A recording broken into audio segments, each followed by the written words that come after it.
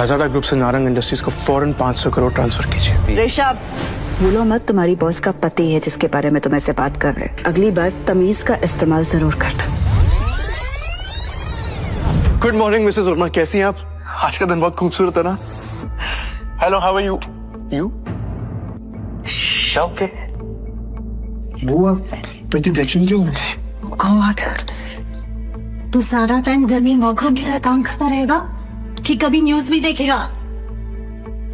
तू इतने बड़े बिजनेसमैन का दामाद है और तुझे बिल्कुल खबर नहीं बिजनेस की। सच क्या हुआ कि मुझे मालूम नहीं है। सरकारी टेंडर्स ना मिलने से नारंग इंडस्ट्रीज को बड़ा झटका। वेंटिलेटर पे चल रही नारंग इंडस्ट्रीज को इस 200 करोड़ के टेंडर से बहुत उम्मीदें थी, लेकिन ये टेंडर चला गया कपूर इंडस्ट्रीज के पास। नारंग इंडस्ट्रीज और उसके गिरते हुए शेयर्स को कैसे बचाएगी दृष्टि नारंग?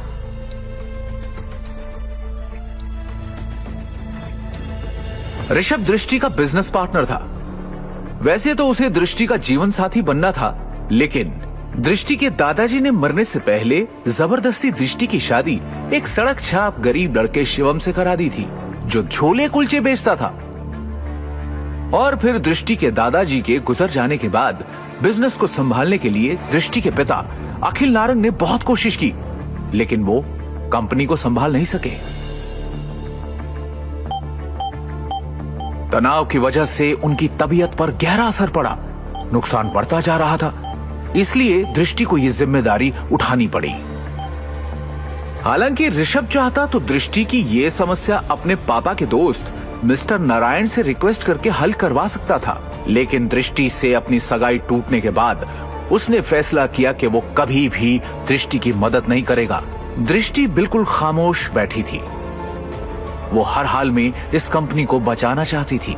टेंडर ना मिलने की वजह से सारे इन्वेस्टर्स ने अपने हाथ खींच लिए। इनफैक्ट ये देखो, ये बैलेंस शीट, इसमें भी कुछ खास नहीं है।